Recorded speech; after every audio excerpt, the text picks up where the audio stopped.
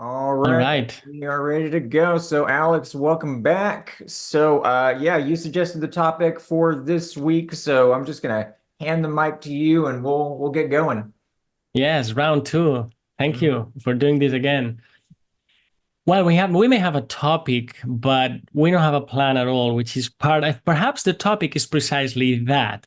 What we attempted in our first installment, which we deliberately did, but we didn't know how it would go. It was an experiment. We haven't danced together before. But what I was looking for is what I think happened. And also it's reflected by some of the comments, which I shouldn't pay attention to. They say, don't pay attention to the comments. But if they're positive and basically they're saying, wow, I mean, these two guys are talking. I mean, it's not like pre-scripted DJ press and play where we're just interjecting our default scripts here, which we may do, right? But that's what I really want when I have one-on-one conversations. I mean, one on two or one on three, then the complexity scales up, and there's something about these numbers that unless you do it really well, it's over. But one-on-one, sometimes, as I told you, I think offline or maybe at the end of our last conversation, there's a third element appearing. And in Spanish, we have esto y aquello, this and that. And we have a third one, which is eso.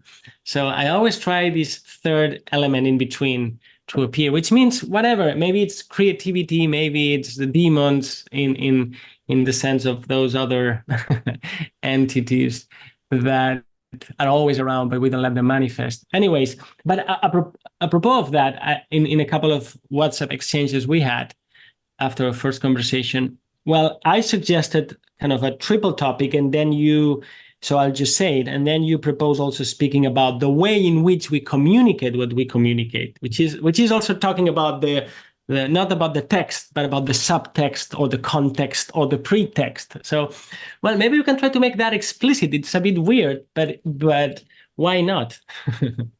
All right, yeah, totally. Yeah, it is kind of like a meta thing here going on where we're talking about communication and having unscripted conversations, and we don't have a game plan for this conversation. So yeah, it's very appropriate. But yeah, like what we were talking about before, with regards to how conversations like this usually go. Yeah, you see this a lot where, especially academics and authors, they've got a very specific, usually it's like a book they're trying to present, and of course there's also an element where, it's like anything you say is on record. And so that's something that people have to account for. And that's understandable, especially if you're like an actual public figure, right? But conversations like this, I really like, and I kind of it's kind of why I dread the possibility of ever being in that situation, because I don't like everything that I say being on record, because sometimes I just like to talk, you know what I mean? And I like being able to just think on my feet like this. Because I feel like a lot of my best thinking does come about that way. I feel like, I mean, I don't think they quite put enough stock in this or realize the significance of it. When we really are thinking, we're talking to ourselves, quite literally. We're creating a kind of imaginary audience, and you're imagining how that back and forth would go. And of course, sometimes you kind of surprise yourself, because then you'll be like, oh, well, what if, I got this response that I wasn't expecting, right? And so, I mean, dialoguing with another person, it's just the real thing, as it were, right? I mean, if we go back to Plato, the Socratic dialogues, there's something very, I don't know, symbiotic, let's say, about the Hmm. way that you've got these different patterns of thought, patterns of ideation, that are trying to contend with one another. And when that happens, they usually end up doing some weird things that you don't necessarily expect. And in a sense, you're just kind of the mouthpiece for that when you're in these conversations. So yeah, it's a really magical process, and it does kind of I do feel that I'm kind of disappointed sometimes when I listen to these thinkers who I have a lot of respect for, but they're just kind of rehearsing a script. That's not always the case. But I do love the fact that YouTube does give us kind of a way to allow for that kind of genuine, dancing, as you say, where it really is kind of spontaneous. Yes, yes. Of course, I don't want to confuse and conflate and mix here several quadrants like what's public and what's private, what's intimate, what's independent, and all of those things, which I, by the way, often talk to my therapist and good friend of mine, and I see him whatever every now and then, and we talk about those, if you will, psychoanalytic terms. I'm not trying to, and I'm not sure if I can use this word, but to do academic porn, if you see what I mean, like like just show publicly something that, or say publicly something that I shouldn't, or that it's reserved only for intimate views. But what I'm trying to do, or what I seek to do whenever I can, and when I cannot, I understand it, because I understand too that and that's also, by the way, and I'll digress briefly here. Something that's very interesting about me talking to you is that apart from your incredible, I would say, knowledge and articulation of thoughts, which you have, you don't have the bad vices of academics that I probably have, right? Because we are always with our, as you say, selling our book. I don't have a book anyways, but within our own comfort zone, expertise zone. I've been in seminars or meetings where we're supposed to figure things out, and then you ask a question or somebody asks, and then the person, very knowledgeable, says, well, I will not dare to venture here because that goes beyond my zone of expertise. It's like, no, fuck, go there. I want to see you there. I mean, I know all the rest. I mean, this is truly the unknown, but I understand. And I'll use the music metaphor, right?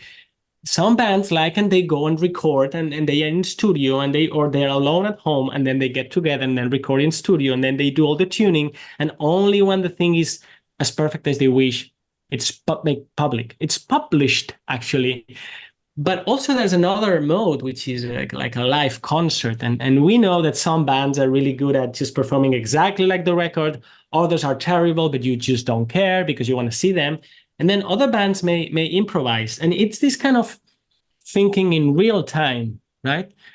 That I visualize, and maybe here you can feed back on this thought. I visualize like the circus. I mean, I never cared about the circus, but it, thinking about Terence McKenna and the way he spoke about, all this craziness of the elves and the machines and so on. Well, in at the circus, there's the real thing going on. It's like, this, if it's a proper one, these people can die at any moment by doing what they're doing, right? Like, there's real skin in the game. They hopefully won't, and they've trained in order not to do that, but you're seeing the real thing. So I wish we could kind of sometimes open the box and have a little circus when people can see thinking in real time. And again, I don't mean it in a pornographic way, like what etymologically means, graphic. It's like, but it serves me because I figure things out with you, as you say, when we're thinking or when we're writing, and I spend time writing, and it's that screen, it's like a deadly mirror, right? Because it's reflecting it. Then you think there painfully and it's in slow motion when you're writing, but when you're talking, it's another rhythm, it's another thing. And I crave for that. I crave for that. And perhaps people crave for seeing it happen, like when you go and watch music or the circus, and maybe also do it themselves, of course. Yeah, so I think musical metaphors are great for this. They're great for everything. I Yeah. swear, like, people should learn music theory when they're learning philosophy or whatever. They say people who learn music are better at mathematics. I'm not a very mathematical person, but I can totally see it because there's so much really metaphysical nuance in music, like the way that an individual note really is what it is in a very relational sense. The way that a note sounds within the context of a different chord or a different mode or what have you is completely different. Like the texture of the thing phenomenologically is conditioned by its surroundings. And that's also the case for human beings and for thoughts, right? When we put ourselves in uncomfortable circumstances, then there is a kind of vulnerability in that, right? Because you're taking your carefully crafted architectures of, whatever your ideas are, whatever your presentation style is, and you're putting it into a situation where that could manifest in a completely different way that might surprise you. And there's definitely, I think, some anxiety about that in general. People love their comfort zones, of course. And then this brings us to the circus, right? That's the circus is the carnival. It is the epitome of taking the uncomfortable and contextualizing it such that it has a place and it's not something to be shied away from. And yeah, I mean, like you were talking about a circus, and as you were saying that, I don't even think I was really imagining like a circus with like Ferris wheels and stuff. I was just thinking of YouTube, of like the intellectual, whatever you want to call this, dark web or whatever, with all these different ideas bouncing back and forth. And yeah, it is kind of a maelstrom in a lot of ways. But that's the fun of it. There's so much there. And this could actually get us into a little bit more metaphysical territory now that I'm thinking about it, because you mentioned Terence McKenna, and I remember at one point in one of his talks he was discussing um really the metaphysical implications of this psychedelic realm and whatnot. And he was saying, he was considering the question as to whether you could kind of get to that through other means. Like, can you just meditate your way into the DMT universe or whatever? And he said, I've spent a lot of time, many years doing this kind of thing, and you just don't really get it. There's this especially within, these different mystical and esoteric traditions, what you arrive at, and what they say you arrive at within these traditions is this kind of all-encompassing oneness, but there's this kind of like order and homogeneity to it, right? And that's great and all, but McKenna was like, look, what we're really breaking into here with these psychedelics is really something completely different, because it's very much a polyphony. It's not just a state of pure oneness. It's teeming with life. And Mm. that's really interesting to me, because it makes me wonder the degree to which maybe our desire for our comfort zones and our sense of anxiety towards otherness in general may have played a role in shaping even our esoteric and mystical traditions, let alone our ideas about more institutionalized religions and things like that. So where was I going with this? Let's see. So The circus as being not this homogeneous, but more like a kind of a radical pluralism. That's what comes to mind when I listen to right. what you're saying. Radical plural. Oh, yes, I was going to bring up Steiner here, because Steiner has this really interesting little bit. He's got all kinds of little things that he says that just linger in my brain forever. But one thing that he said, he was actually talking about, I believe the Vedic traditions, or yoga or something like that. He's talking about these kind of Eastern traditions and their aim towards a state of satori or nirvana, anatta, whatever, this state of pure oneness. And he says that that's not the end of the road, because once we get to that point, that state of just pure oneness, we want to stay there, because we're made so uncomfortable by radical otherness. But if you keep Mm. going, then instead of a world in which there's just you, really, there's just a oneness of consciousness, then you realize that within that, there's like another layer where there's everything. And it's so interesting seeing the crosstalk there, like between what Steiner's saying and what McKenna seems to be getting at. And I'm not really sure exactly what to make of it, but there's something there, it feels like, you know? Well, first unexpected link here. Well, or maybe not so unexpected, but we bring these two figures together. Well, I riff on these because when you're talking about, well, you're contrasting these one and the many, which is, by the way, the metaphysical dance, like the classic perennial metaphysical dance, the one and the many and the one. And it's not the one or the many.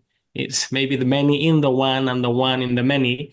But anyways, what I think is about monotheism, because you see now I need to go briefly, but a bit autobiographic here, because I've gone through many or a few doctrines in a fine sense. You know, when I studied physics, which I did for 4 years plus more, what I've only realized this 20 years later. It's like, well, what did they teach me there? Well, they taught me all of those things that I forgot already, but it's also a sort of monotheism. Is this idea of, it's a Catholicism, which means universalism. Is like, well, now that you've gone through this training, you see, it sounds like a spiritual practice. You've gone in this building and you've had these gurus and you've practiced this yoga and you've mastered the maths and so on.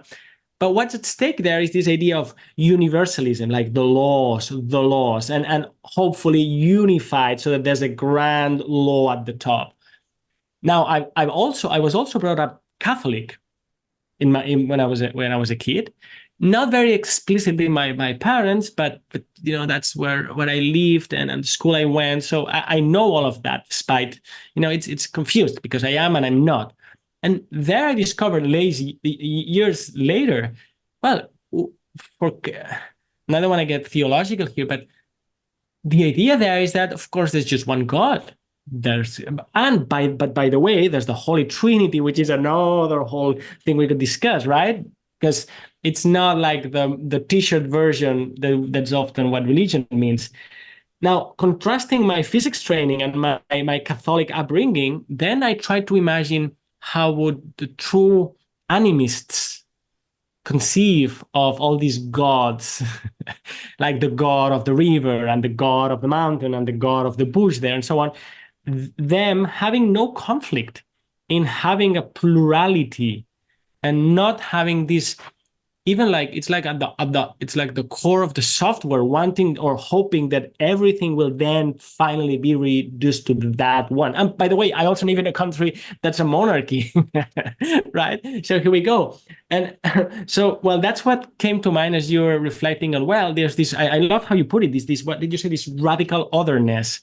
And this can be your own beliefs, it can be a trip you have, but it can also be like the whole religious and metaphysical system that runs different civilizations. And I'm not sure, you know, the question, what it is like to be a bat? Well, what it is like to be a true animist? I don't know that. I couldn't try to conceptually approach it, but like the bat, you know, pretend I'm a bat. How to be comfortable? That's what I'm aiming at. How to be comfortable? How must it feel to be comfortable at this radical otherness? Right. And so there's something interesting going on here with regards to monotheism for sure, because it's like we at some kind of level we know that we have to contend with some kind of radical otherness. But if that radical otherness is just one thing that's comprehensible and we feel like we understand it, then that becomes a lot more navigable. And so you end up with this kind of little twist that happens where you do end up, I think, kind of projecting yourself onto this big other in a way, and wanting that otherness to really kind of be an extension of yourself, perhaps something like that. So within Christianity in particular, it seems like there's this very interesting, very strange little paradox. I mean, there's all kinds of paradoxical things about Christianity, and I don't think that's a defect. That's not a bug, I don't think. That's a feature of Christianity, is that there is something so radically paradoxical about it. I mean, even the idea of the God man, is a paradox, especially the absurdity of the crown of thorns and the crucifixion and all that. There's something almost mocking about it that then is elevated to being the highest of the sacred. And with this idea of otherness, then, the real core, I suppose, of Christianity is the idea that the animating power of the universe is the love of God, which is the love of the world, the love of otherness, of things that are not you. It's not about synthesizing and blending everything in a giant blender together into a state of pure oneness. It's about achieving something, a unity perhaps, or a co-participation from things that are irreducibly different. And then you've got this weird tension then, because that's emerging from this Platonic and really just Indo-European tradition, in which the highest level metaphysically is conceptualized as just a oneness of some sort, and plurality in general is seen as a kind of breakdown that trickles down from that perfection. So then we could talk about the Trinity too, the way that maybe the Trinity represents that tension of this need for things to be a oneness, and yet this need for them not to be, because things need to be different in order for it to really be love, and in order to actually be an affirmation of otherness. And so this is getting into much more speculative territory, of course, but I really wonder the degree to which the dynamics of that paradox, the different poles there kind of spinning around each other, have really been kind of the engine driving the transformations in the way that we think about things over the course of, I don't know, the past 1,000 years at least, maybe longer than that, maybe from the very beginnings of humanity, who knows? But then of course, I want to get the big picture, because I always do. I want to zoom out and see what the territory looks like. And I'm like, well, what is the end goal of that? Where are we going? What does that imply? Is Christianity going to morph into just something completely different? It seems like in a lot of ways it already has. I mean, with what you said about physics, physics in a lot of ways, yeah, you could see it as a kind of Catholicism. You could see scientism in general that way. You could see really just secular humanism as like a really radical form of Protestantism. You could see Marxism as a really radical form of Lutheranism. So yeah, it really makes me wonder, is there going to be, and Steiner, what I was saying about Steiner and McKenna, this seems to point in that direction, where there's got to be this opening up to allow this breathing room for plurality. So I'm not entirely sure what that will look like. Maybe we need to go and ask the self-transforming machine elves, but I'll give it back to you. All right.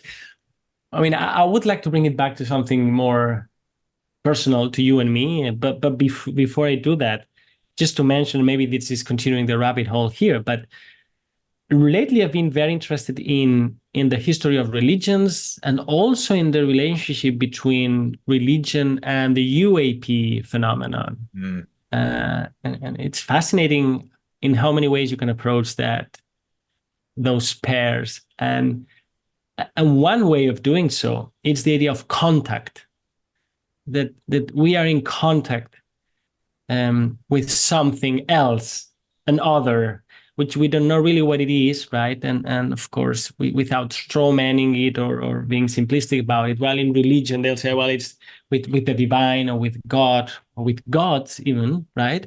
Which is what what the saints experience in a way, and also they can perform miracles through that intervention, perhaps, right?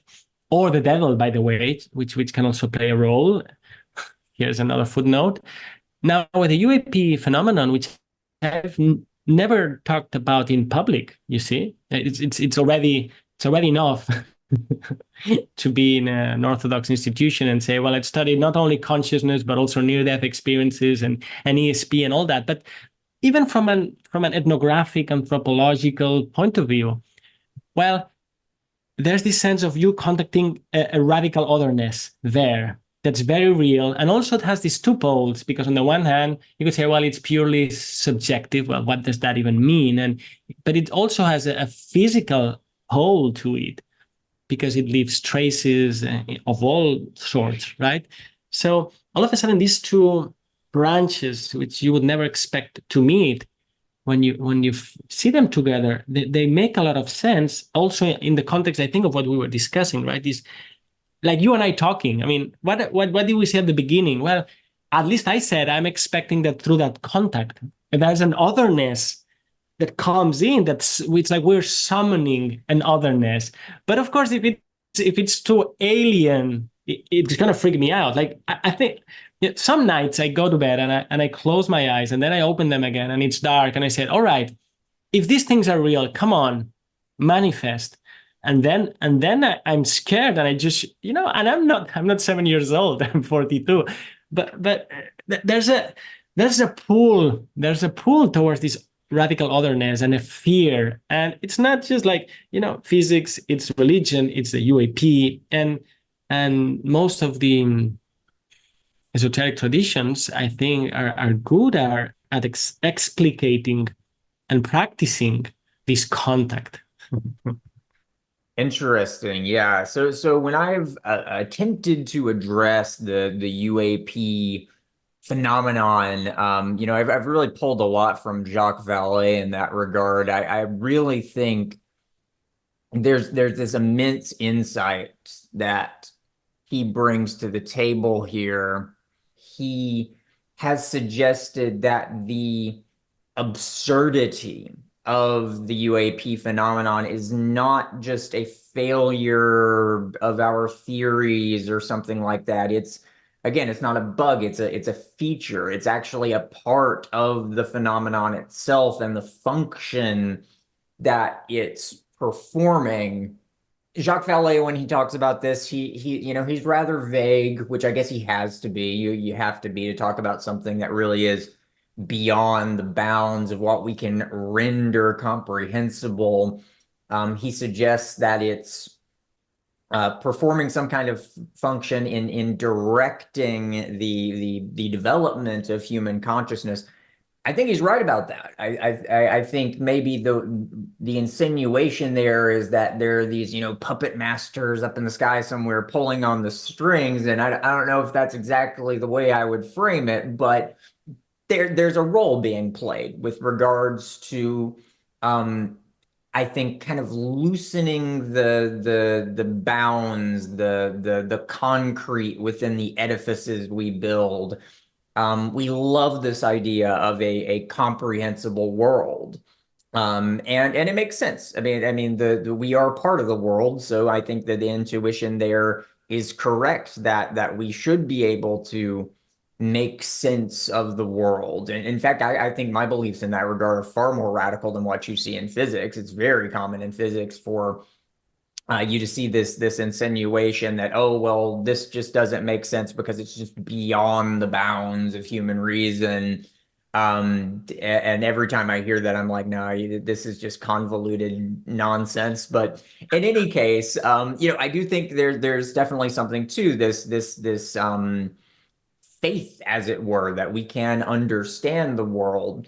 But at the same time, there's this tendency whereby in trying to understand, we also want to capture, we want to master, we want to categorize and so that everything is in its own little box and so that we feel like we've got a grip on things.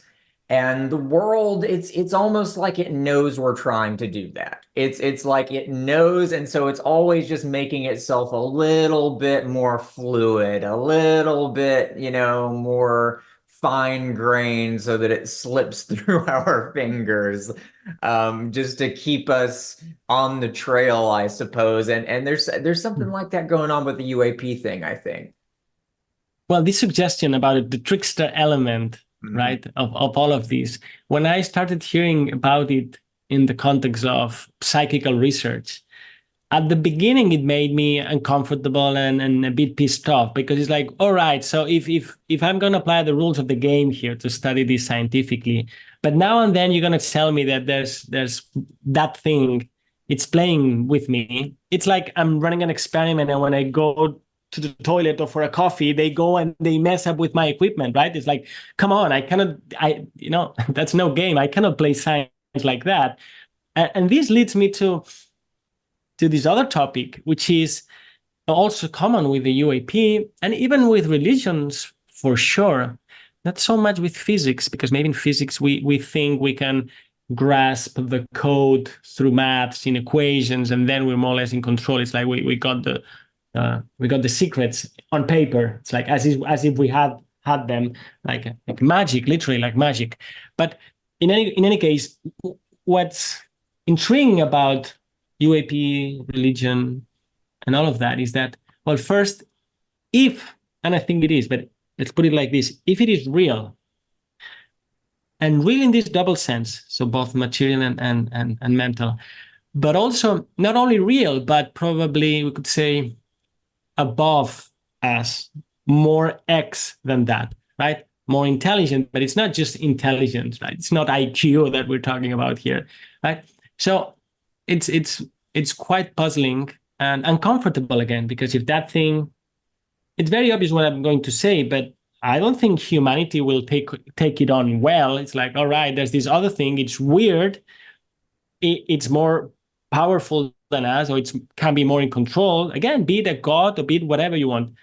And not only that, and then the third thing that would just scare the shit out of everyone is like, and it can do mean things or things you would not want to do. And I'm not saying it's good and bad, because this is also very simplistic, but all of a sudden there's this sense of radical, we spoke about radical otherness, well, radical vulnerability. Like, oh no, really? And maybe that's how we feel. That's how we feel if we're dropped in a forest without a phone and shoes, right? It's like, well, you thought you weren't that, you weren't that radical, vulnerable creature, but it's like in a metaphysical sense, right? Like realize this radical vulnerability that all these phenomena in capital P reveal, suggest to us. So, I mean, there's definitely something to, I mean, with what you were saying about the forest, right? Like if we're, we can experience this longing for the abyss, as it were. But then, as soon as we feel like we're there, we're like, oh no, no, no, no, this is, I mean, because I mean, it can kill you. I mean, that's definitely a thing. It does make me wonder, the degree to which, maybe these UAP phenomena could actually, hurt people. I mean, there are plenty of accounts of people, having like health problems afterwards, or just trauma, psychological And trauma. healings, by the way, and Yeah, healings. But yeah. they're both sides. Yes, yes.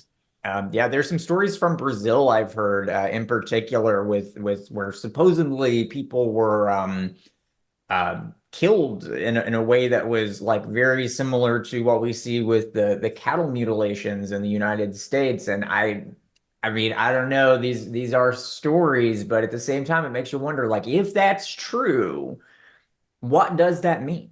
What does that mean about just what there is on the other side, as it were? What kind of things might be hanging out on, the at the bounds of what we can render comprehensible? It is an unsettling thought sometimes, for sure. And I definitely, there's this other balancing act at work here that this kind of touches upon, which is between, I guess you'd call it optimism, the view that this whole big narrative that we're a part of is going somewhere and doing something that we would, um, consent to if we knew what it was.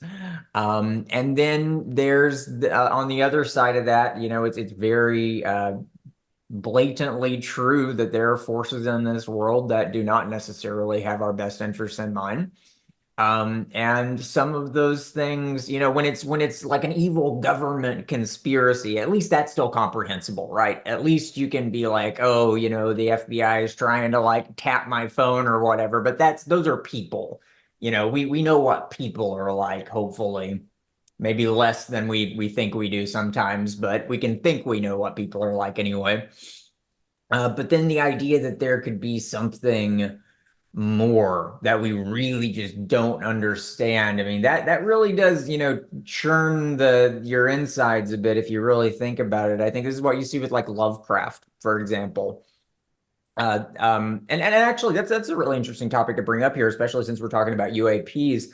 It's generally the case, in fact, I would say almost universally the case that within our mythologies, within our metaphysical understandings of the world, the sky is always regarded as this place of the gods that are kind of on our side. They might do things that we're not cool with sometimes, but the fires brought down by Prometheus allowed us to make civilization. Within Sumerian mythology, Marduk comes from the celestial realm down here and slays Tiamat. The evil things, the nefarious things come from below. They come from the ocean or the underworld. But now it's like, and you see this with the UAP thing to some extent. You see it with Lovecraft and horror within that genre, cosmic horror. This idea that even the celestial realm, the sky, the transcendental, might contain within it this darkness that might be something that isn't just friendly sunshine and rainbows. I mean, what does that mean?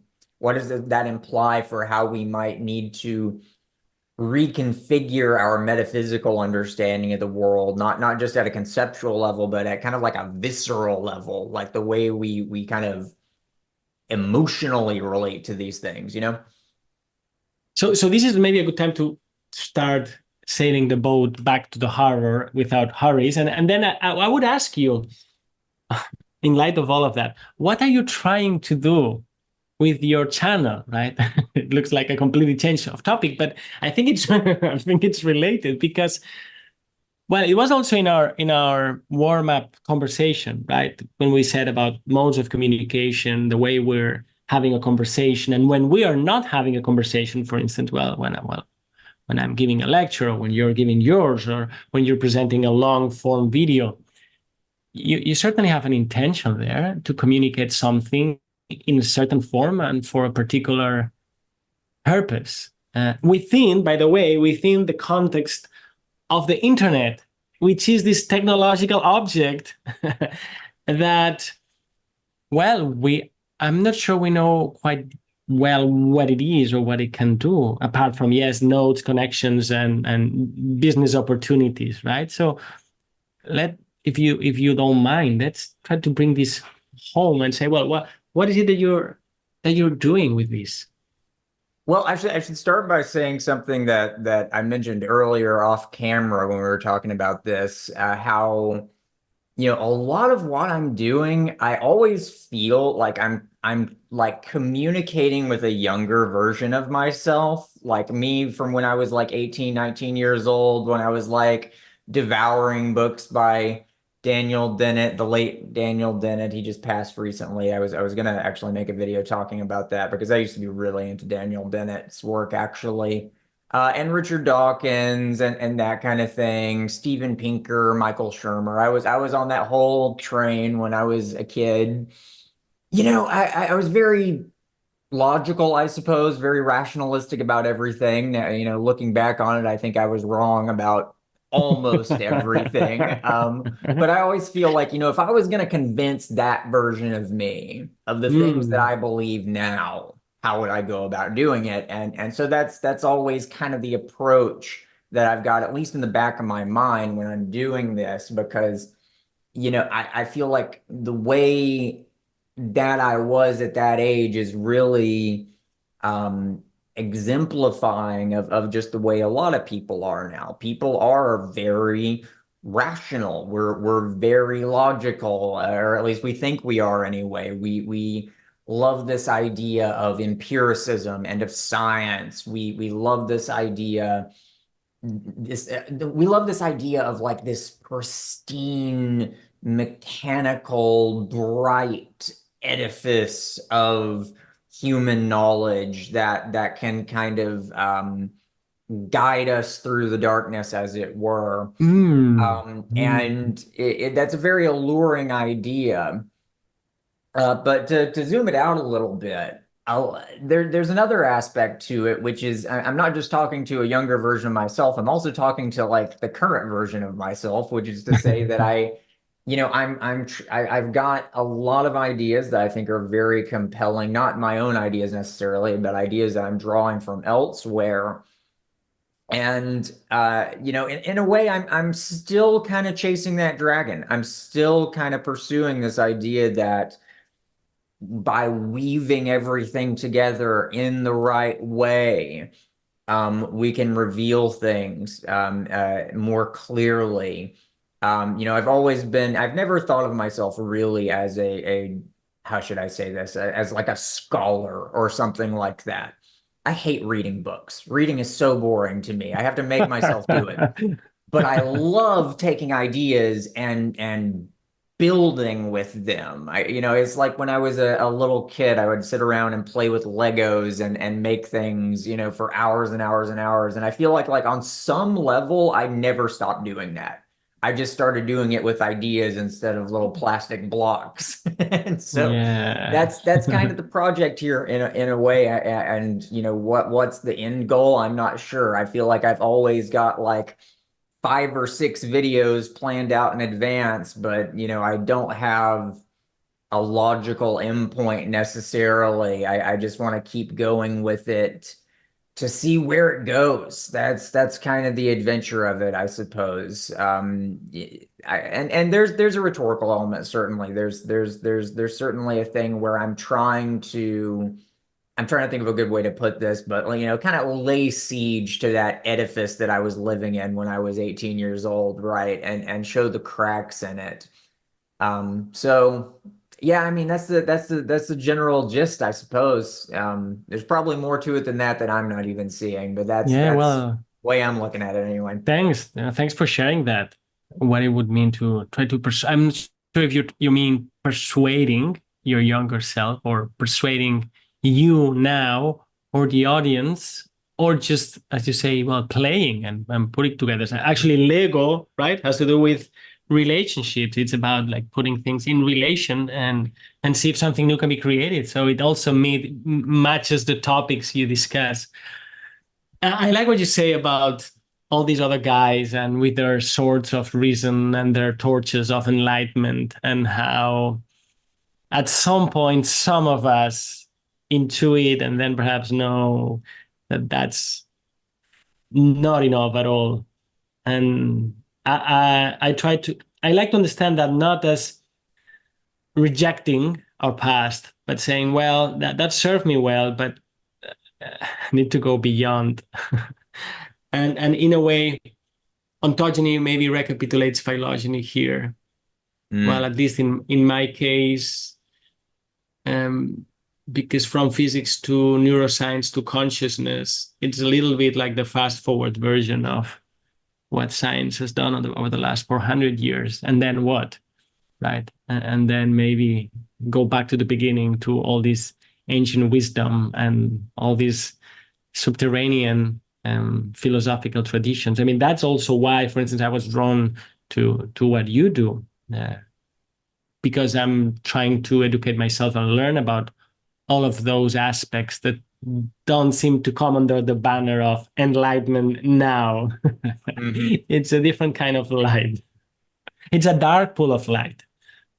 The luminous darkness. I believe it Yeah. was, I think it was Saint Nicholas of Cusa who said that. I'm probably wrong about that. Someone will correct me in the comments. But anyway, It's really interesting you mentioned that because reason, and so on, and all these guys writing all these interesting things. Yes, but they're missing something, and it's something big.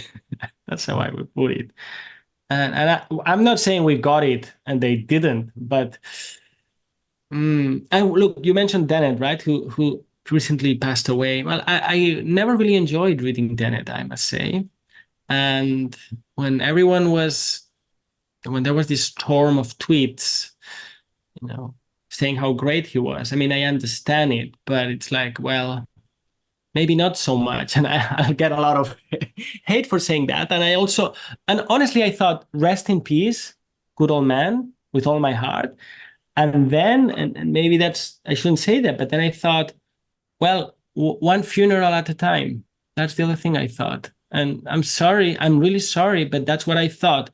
There are some figures who have like a tremendous influence, and most virtual signaling people, maybe good-willing people, will say for good and amazing. But it's like, come on, I mean, how can it be that Dawkins et al. Have had such an cultural and media influence, and probably they deserve it to some extent, and we don't, and that's fine. But it's like they're missing so much absolutely essential stuff that, for instance, you, Killen, are presenting in your video. So it's like, come on, come on, well, enough of that well-crafted bullshit. Now well, we need to I edit this, mean, but I don't care. I mean it. I mean it. yeah. So yeah, I mean, like I said, when I was younger, I was really into Daniel Dennett, and Daniel Dennett.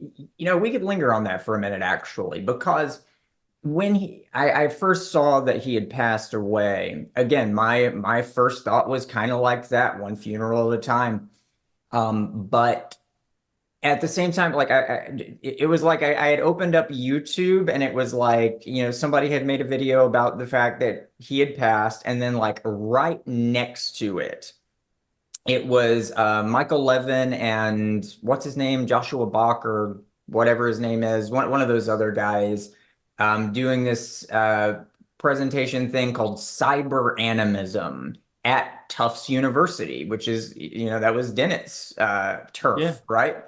yeah. And yeah, I mean, that just really brought that one funeral at a time thought like very into focus for me. I was like, wow, things really are changing right now. I mean, that you could be a professional academic and slap a title like cyber animism on something with some kind of weird, Well, like it's almost, Michael Levin. I mean, he yeah. can do it. Yeah. Yeah, and so it's interesting though because Dennett, his whole project, especially in Consciousness Explained, was him going after what he saw as this like latent dualism within neuroscience, cognitive science, philosophy of mind. And the thing is, I think he's completely right about that. He was, and a lot of the arguments that he used in Consciousness Explained are arguments that I use to this day.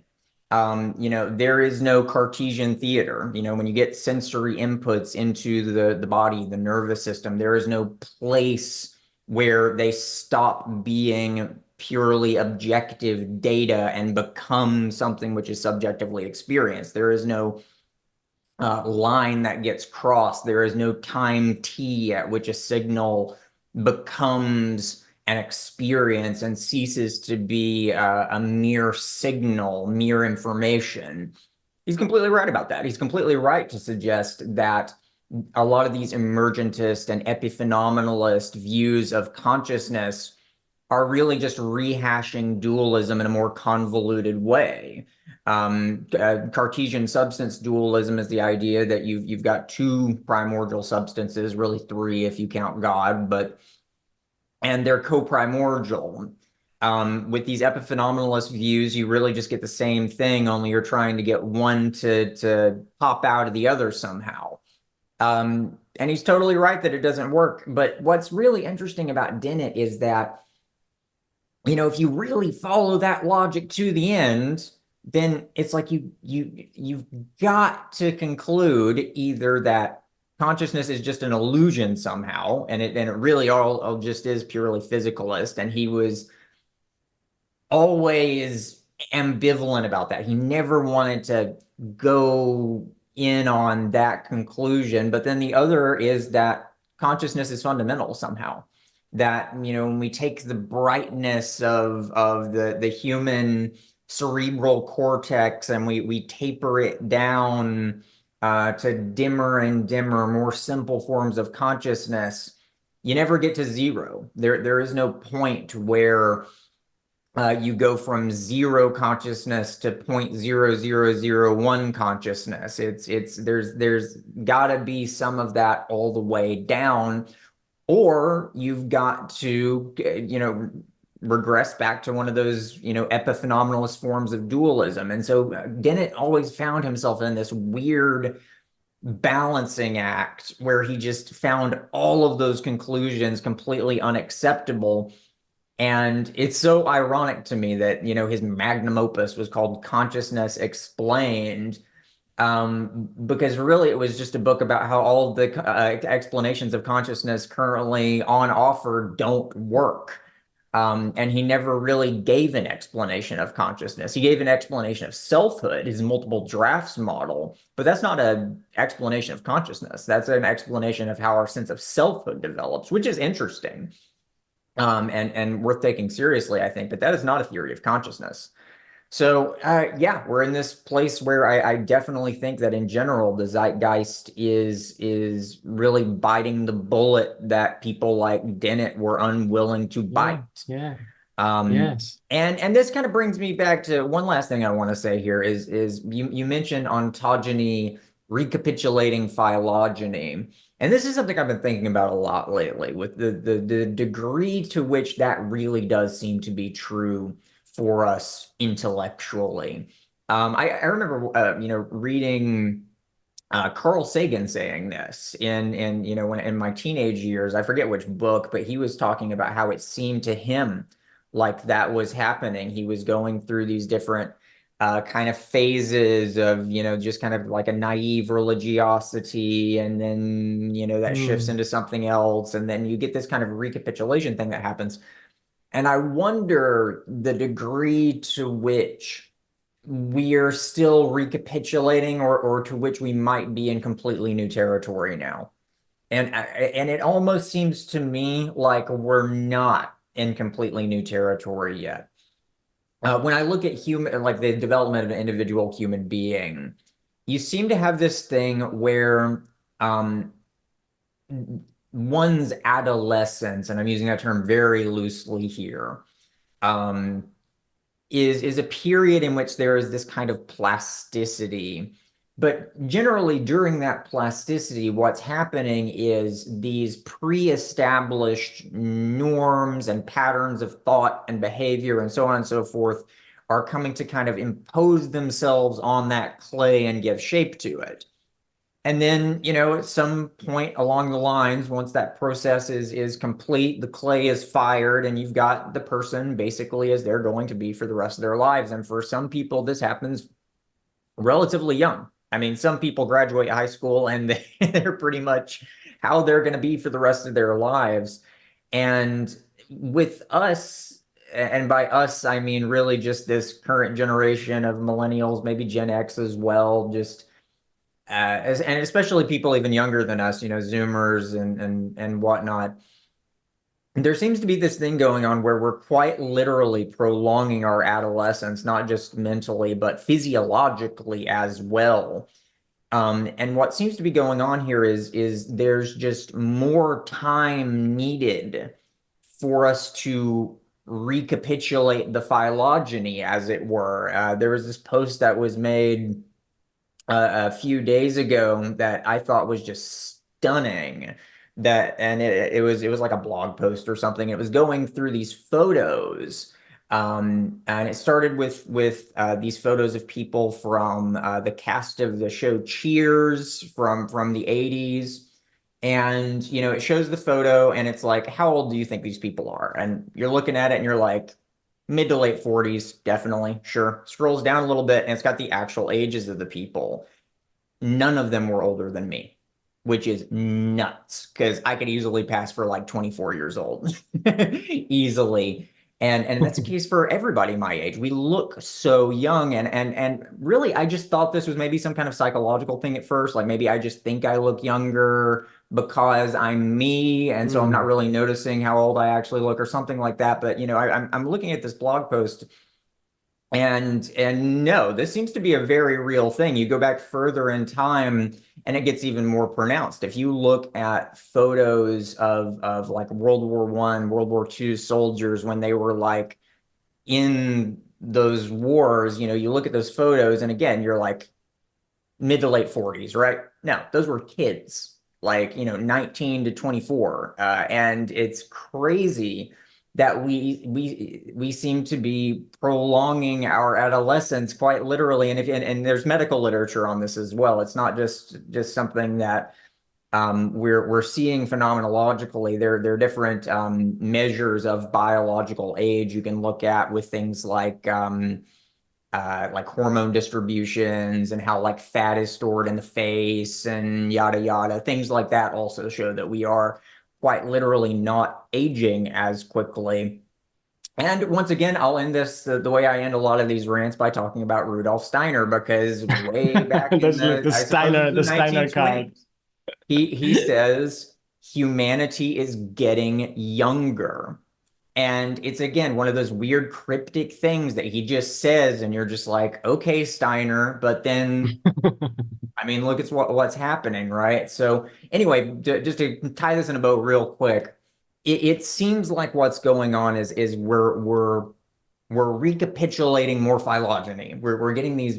There's more and more that we're needing to incorporate into ourselves currently, which means I think that we're not actually in our uncharted territory yet. It's like after that recapitulation is completed, then you're really in the place where if any development that you're going to go through is not just you recapturing forms that have been built up in the past. You are actually creating something new.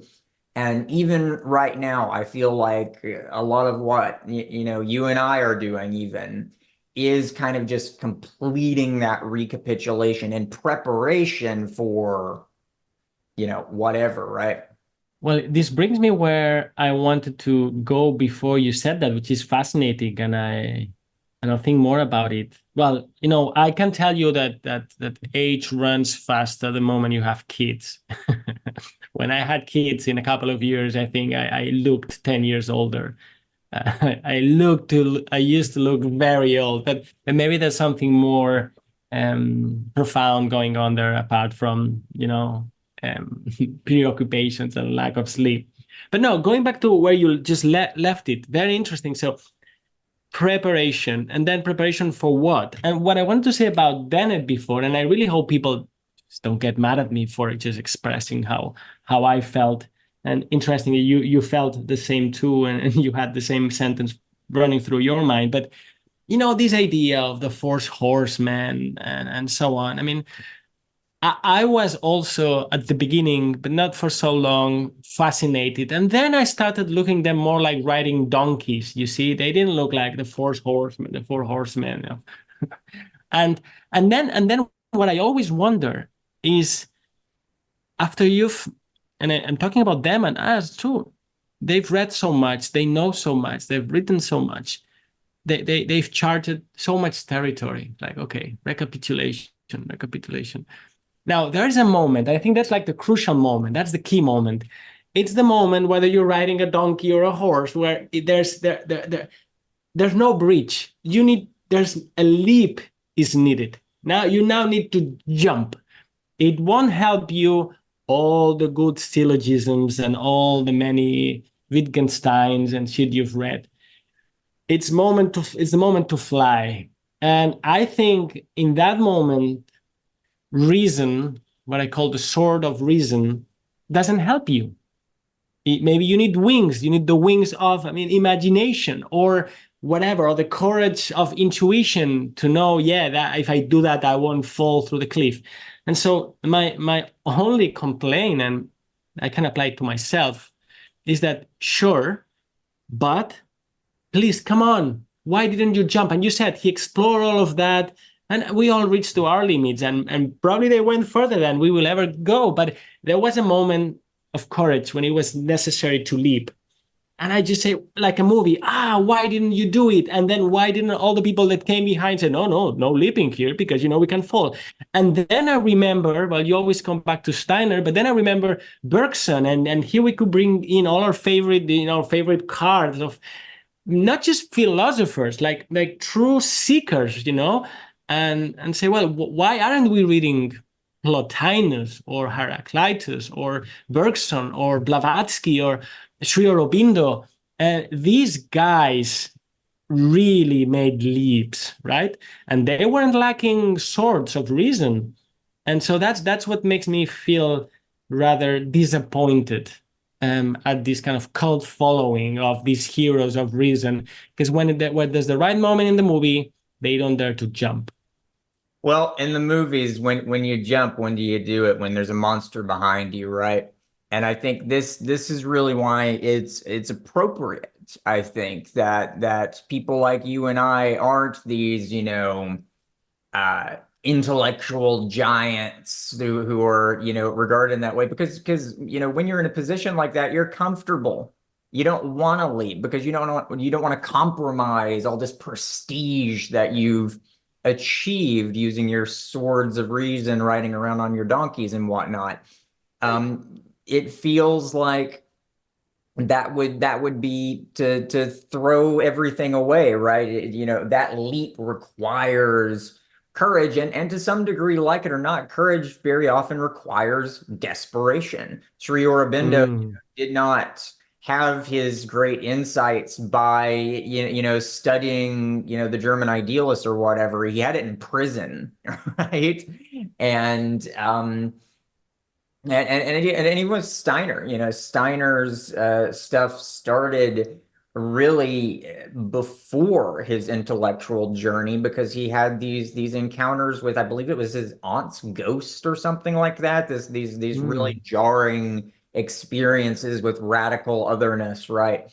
But point being here is that it is appropriate, I think, that the people who make the big leaps are not necessarily the ones who have the big microphones, because once you've got that big microphone, you don't want to give it away, right? Yeah. Thank you for reminding me about Tales from Prison Tales, this tiny book by Aurobindo. And well, maybe rapture is the word with which to end here, right? Which at least in Spanish sounds like something being teared apart, and maybe that's the rapture, yeah, and maybe that's the filter that lets more light in, not your petty torch with which you're illuminating what's around. And well, fascinating. I don't know what else to say, but what a ride. Yeah. I don't think there's any way we're gonna tie this one in a bow. So yeah, I guess let's just wrap it up. Thanks for thanks for coming on here yet again. Great conversation. A lot to think about for sure, as usual, Alex. Yeah, always a pleasure for sure. Yeah, the evolutionary destiny of a couple of people talking through Zoom.